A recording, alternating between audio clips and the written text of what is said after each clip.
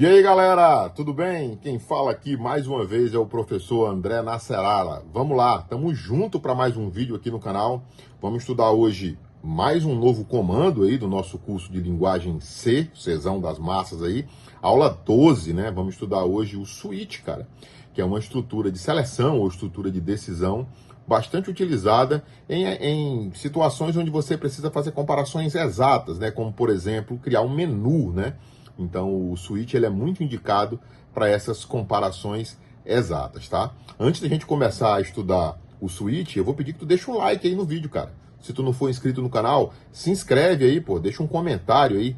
Dessa forma você vai estar me ajudando que o YouTube recomende esse vídeo a outros usuários e eu consiga aumentar a quantidade de inscritos e assim trazer cada vez conteúdos melhores aqui, beleza? Vamos lá, vamos estudar C.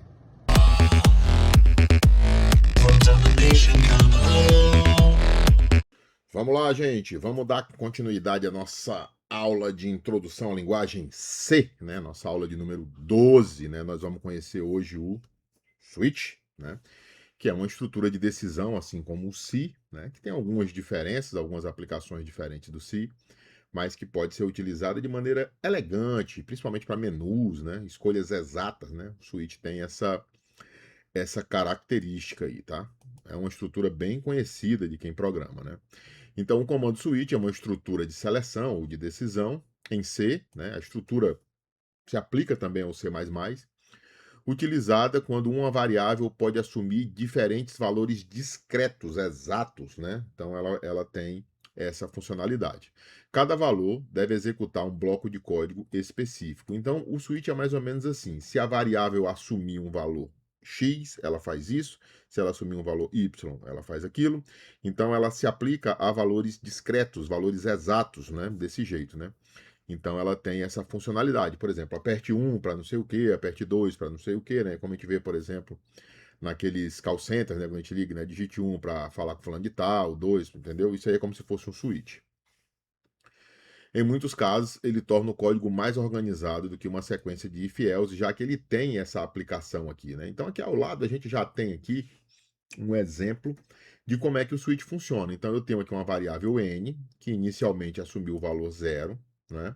Só que aqui eu estou dando a entrada dela com scanf, né? E de acordo com o valor que foi digitado nessa linha, esse switch que inicia com base no valor dessa variável, caso a variável n seja valor 7, ela é incrementada, né?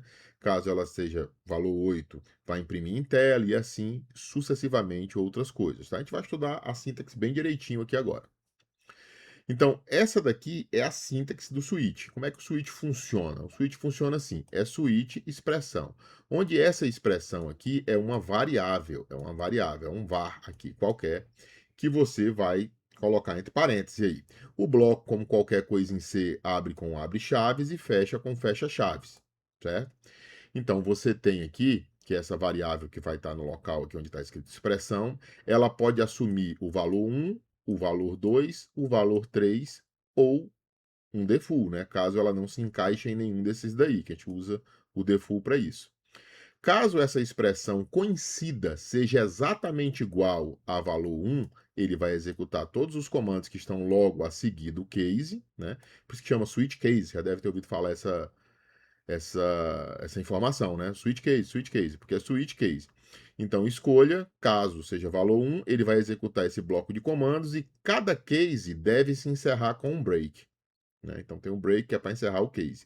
Se a variável que está aqui em expressão ela tiver assumido o valor 2, ela vai executar esses comandos e vai encerrar com um break. Caso a expressão tenha assumido o valor 3, ela vai executar esses comandos e vai encerrar com um break. Caso essa expressão não seja nem valor 1, nem valor 2 e nem valor 3, ela vai correr para o default, que executa os comandos se nenhum caso for verdadeiro. É assim que funciona. Vamos falar dos componentes aí da sintaxe. Então, switch é o comando, inicia a estrutura de seleção.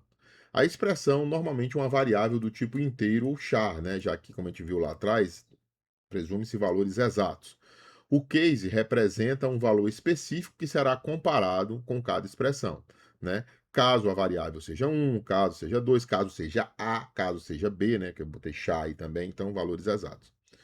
O break, ele encerra o switch, né, impedindo que os próximos casos sejam executados. Então, ele entra num case e, ao encontrar um break, ele encerra o switch. O default é um valor opcional, você não precisa colocar default, é uma estrutura opcional. E ele é executado quando nenhum dos casos ou cases corresponde ao valor da expressão. É útil quando você prevê que o usuário pode digitar alguma coisa diferente daquilo que você planejou que tenha sido digitado. Então aqui a gente já tem um exemplo, que é o exemplo 1, né? Vamos analisar ele linha a linha comigo aqui. A gente tem a biblioteca stand.io.h, o início da função main do bloco principal, e eu tenho a declaração de uma variável inteira chamada dia, né? Logo em seguida, eu tenho um printf, onde vai imprimir em tela a seguinte mensagem: digite um número de 1 a 7. Né? Então vai aparecer em tela para o usuário, digite o número de 1 a 7. Depois eu vou dar entrada nessa variável, né? %d, compatível com o tipo inteiro, e gravar no endereço da variável dia na memória. Então, o que o usuário digitar vai ficar armazenado na memória no local dessa variável que eu criei aqui em cima, essa variável inteira. Logo em seguida, com base no que o usuário digitar, e aqui começa o switch, né? Então, com base nos valores de 1 a 7 que ele vai digitar, se ele tiver digitado 1, vai ser impresso domingo e o switch termina. Caso ele tenha digitado 2, vai imprimir segunda-feira e o switch termina. Caso ele tenha digitado 3, digitado que eu falo aqui nesse scanf, né? Porque é antes do switch. Caso ele tenha digitado 3, vai aparecer terça-feira, quebrar uma linha, né? O barra N quebra uma linha e vai encerrar o switch. Caso ele tenha digitado 4, vai imprimir quarta-feira, encerrar o switch. Caso ele tenha digitado 5, quinta-feira, quebra o switch. Caso ele tenha digitado 6, imprime sexta-feira, termina o switch. Caso ele tenha digitado 7, sábado, quebra o switch. Caso ele não tenha digitado valores de 1 a 7, ele vai entrar no default e vai imprimir número inválido. Observe que o default não carece de break porque ele já é o último. Né? Então, você pode até botar aí o break, não tem problema. Não vai dar problema, tá? Mas não é necessário. E aqui é a estrutura que termina o case. Ou seja, de todas essas opções aqui, case 1, 2, 3, 4, 5 e default, ele só faz uma delas. Porque a que ele fizer, ele vai encerrar com break. Né? E por acaso, se ele não entrar em nenhum, ele vai para o default, vai imprimir número inválido e também vai encerrar o switch do mesmo jeito, return 0. A gente tem aqui esse código já escrito, exemplo 01, aí o exato mesmo código, para a gente testar aqui ele funcionando, tá? Não vou explicar novamente, é o mesmo código, vamos só copiar. GCC -o exemplo 001 a partir do fonte exemplo 01.c. Tá aí, compilou o programa, ponto barra, ponto barra, exemplo 01. Tá aí, vou digitar valores de 1 a 7, vou digitar 4, quarta-feira. Vou digitar 3, terça-feira, vou digitar 9, desculpa, aqui 9, número inválido. Beleza? Funcionando perfeitamente, tá? A gente tem mais um exemplo aqui, tá? Pra gente analisar. E agora, vamos ler linha a linha aqui comigo. Então, eu tenho uma stand.io.h, tenho a função do bloco principal main e tenho declaração de duas variáveis reais do tipo float, A e B, né? Então, essa daqui armazena o número de ponto flutuante. E eu tenho uma variável caractere chamada OP, né? O que eu fiz aqui? Digite dois números. Então, eu mandei digitar dois números, está aqui um scanf, %f, e salvei esses dois números que foram digitados no endereço de A e no endereço de B, que são essas variáveis de ponto flutuante. Então, aqui eu posso digitar 2.7 ou posso digitar o número inteiro também. Depois, eu digito a operação. Digite a operação. Ele indica que eu digite mais, menos, vezes e dividir, né? Então, o que eu faço? Eu dou um scanf, %c, compatível com essa variável, que é caractere, né? O %c é caractere, o %f é float, por isso que aqui está assim. E o meu switch vai ser todo baseado na variável que é exata, né? Então, a variável OP, tá? Então, se o cara nesse scanf aqui tiver digitado mais, o que eu faço? Eu imprimo result com duas casas decimais, né? Vai aparecer aqui, vai aparecer A mais B. Então, aqui vai aparecer result com duas casas decimais, o resultado da operação A mais B, que são os valores que o cara digitou aqui nessa parte, digite dois números. Se o cara tiver digitado menos, é porque ele tem interesse em uma subtração. Então, vai aparecer a mesma coisa, só que onde tem aqui %.2f e uma quebra de linha, vai aparecer a subtração, A menos B, sempre concluindo com o break, né? Se você não botar o break, ele vai continuar indefinidamente aí dentro. O break é necessário. Se o cara tiver digitado o asterisco, ele vai imprimir result do mesmo jeito, só que aqui onde tem %.2f, ele vai botar result e vai botar A vezes B. Se o cara tiver digitado a barra, né?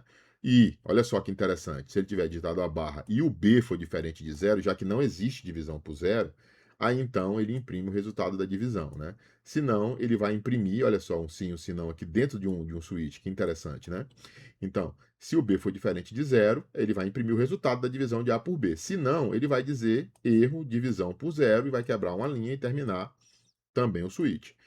Se o cara não tiver digitado nem mais, nem menos, nem vezes, nem dividir, ele vai cair aqui no default e vai imprimir a operação inválida, o default não carece de break e assim termina o switch return 0. Vamos testar o cara? Vamos lá, vamos começar compilando ele, como a gente fez com o outro. Vou até subir aqui, GCC exemplo 2. Aí, compile, gerando fonte exemplo, gerando o executável exemplo 2 a partir do fonte exemplo 2.c. Compilou. Ponto barra exemplo 02. Digite dois números. Vou colocar 1.5 e 6.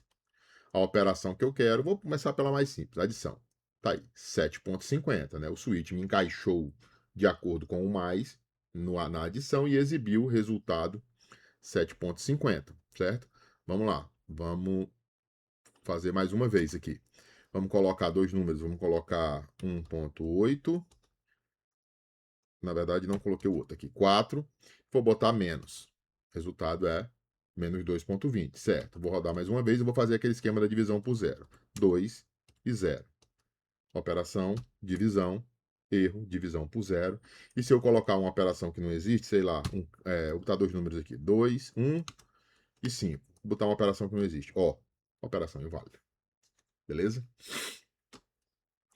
Vamos lá. O que acontece sem o break? É o que eu estava dizendo agora, né? Se o break for omitido, você não colocar, a execução continua para o próximo case, mesmo que ele não corresponda ao valor da expressão. Então, por exemplo, aqui eu tenho um caso aqui, um pedaço de um código aqui, esse comportamento é chamado de fault row, né? Vamos falar dele aqui, ó.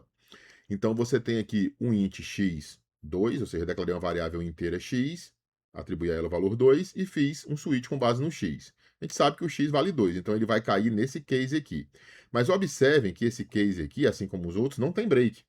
Então, quando ele entrar aqui, ele vai imprimir 2, não vai encontrar o break, vai passar para o 3 e vai imprimir 3 também.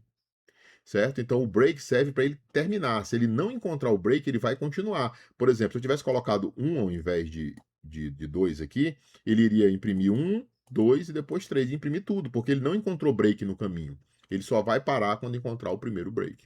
Né? Olha só, às vezes esse comportamento é desejado, né? Você parece ser uma burrice do C, mas não. Observem que interessante aqui, ó. Para agrupar vários casos. Então, por exemplo, digamos que eu queira que o C, por exemplo, ele é case sensitivo. Então, ele faz diferenciação entre maiúsculos e minúsculos, letras de caixa alta e não, né? Então, eu tenho aqui um exemplo onde eu tenho um switch com base numa variável opção. Então, o que eu fiz aqui? Se o cara digitar A maiúsculo ou A minúsculo, ele entra aqui, tá vendo? Então, observem que o case de A minúsculo, além de não ter estrutura, não tem break. Então, se o cara digitar A minúsculo ou A maiúsculo, ele vai fazer isso aqui. Se o cara digitar B minúsculo ou B maiúsculo, ele vai fazer isso aqui. Então, esse comportamento pode ser interessante para esses casos, por exemplo, onde eu quero que ele, sendo uma coisa ou outra, né, ele faça a mesma coisa. Então, se o cara digitar A maiúsculo ou A minúsculo, eu quero que ele sempre diga você escolheu A, independente de maiúsculo ou minúsculo. Assim, aqui eu não encontro o break, ó, certo? Independente como se ele colocar B minúsculo ou B maiúsculo, ele vai fazer a mesma coisa e vai dizer você escolheu B e vai encontrar o break aqui. O default não carece de break e vai aparecer a opção inválida, certo? Os tipos que são aceitos no switch. A expressão do switch deve resultar em um tipo inteiro, como, na verdade, eu diria mais um tipo exato, como int, char, short, long, né? Não é permitido utilizar diretamente tipos como float, double ou string, né, cadeia de caractere, né, por conta daquele lance dele ser discreto, comparação com valores exatos, certo? É por isso. E a gente tem aqui o nosso exemplo final, que é um menu, né? Eu diria que é onde o switch é mais utilizado em menu. Então eu tenho aqui o stand.io.h, o int main, a declaração de uma variável do tipo caractere, que ela pode ser considerada do tipo inteiro, né? Depois eu posso até explicar isso melhor de acordo com o código ASCII, tá? Então ela é um valor exato, discreto. Então eu tenho aqui essa variável opção criada na memória, então existe uma variável opção que armazena valores caracteres, uma letra, né? E eu tenho aqui a impressão de um menu até um pouco mais elegante, né? Então eu tenho imprimiu aqui menu, depois imprimiu A, abrir arquivo, S, salvar arquivo, né? F, fechar programa, digite uma opção e dei um scanf para dar entrada com %C, equivalente com o tipo char, na variável opção. Logo em seguida eu tenho um switch opção, com base no que o cara digitou. Lembra daquele lance de não encontrar o break? Olha só, se o cara digitar A minúsculo ou A maiúsculo, ele vai entrar aqui. E vai imprimir abrindo o arquivo e então vai dar o break, né? Aqui dentro a gente colocaria as instruções para abertura de arquivo, tá? Aqui é só um exemplo. Se o cara digitar S maiúsculo ou S minúsculo, como entre esses dois não tem break, ele vai continuar executando e vai escrever salvando o arquivo, vai dar o break. Se o cara escrever F minúsculo ou F maiúsculo, ele vai escrever fechando o programa, né? E vai encontrar o break, terminar o switch do mesmo jeito. Se ele não encontrar opção nenhuma, ele vai imprimir a opção inválida e também vai terminar o switch, porque a gente não fez esse tratamento aqui. Return 0, compatível com o tipo int da função main, tá? Esse é o nosso último exemplo e nós vamos compilá-lo agora, tá? Exemplo 3. Exemplo 3. Tá aí. Vamos rodar o cara, ponto barra, exemplo 3. Olha aí que menuzinho elegante, né? Então, se eu apertar A ou A, ele vai imprimir abrindo arquivo. Se eu mandar executar, botar S maiúsculo, vai aparecer salvando, e se eu colocar S minúsculo, também vai aparecer salvando, certo? Assim como se eu executar aqui, colocar F maiúsculo, fechando o programa, ou F minúsculo, ele vai fechar o programa, né? E se eu colocar uma opção que não existe, 8, opção inválida. Beleza, gente? Esse é o switch. Bom, galera, esse foi o vídeo de hoje. Espero sinceramente que vocês tenham gostado desse conteúdo aí, né? A gente conheceu aí mais uma estrutura de decisão, né? De classificação, o switch, né? Switch case, há quem chame de switch case, né? Então, a gente viu aí que ele serve para fazer comparação de valores exatos, né? Muito utilizado para menus e essas comparações mais simples, né? Para deixar o código mais elegante, digamos assim, né? E a gente viu aí alguns exemplos de utilização, tá? A gente vai terminar o vídeo aqui, mas antes da gente terminar, eu não posso deixar de pedir mais uma vez que você deixe um like aí no vídeo. Como eu já disse anteriormente, é o YouTube que gosta que você deixe o like aí para que ele possa recomendar essa série de vídeos para outros usuários. Então, faz esse favor aí para mim, me dá essa força aí, deixa um like aí, deixa um comentário e ajuda a gente a ganhar engajamento aqui no YouTube. A gente se vê certamente no próximo vídeo, gente. Tchau, até a próxima. So that you yourself, tell me what